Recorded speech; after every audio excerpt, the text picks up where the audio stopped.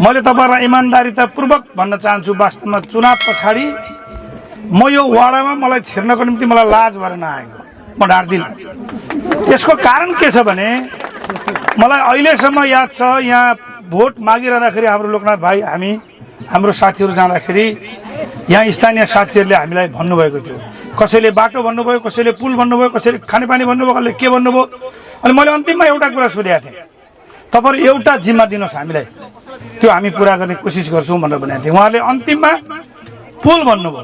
त्यो कुरा एकजना यही मैले नाम त बिर्सेँ, सायद तिमसिनाथरको एकजना दाइले अघि मलाई सम्झाउनु भयो। अनि मैले भने तपाईले सम्झिरहनु भएको छ, मैले झन् मजाले सम्झिएको छु भने।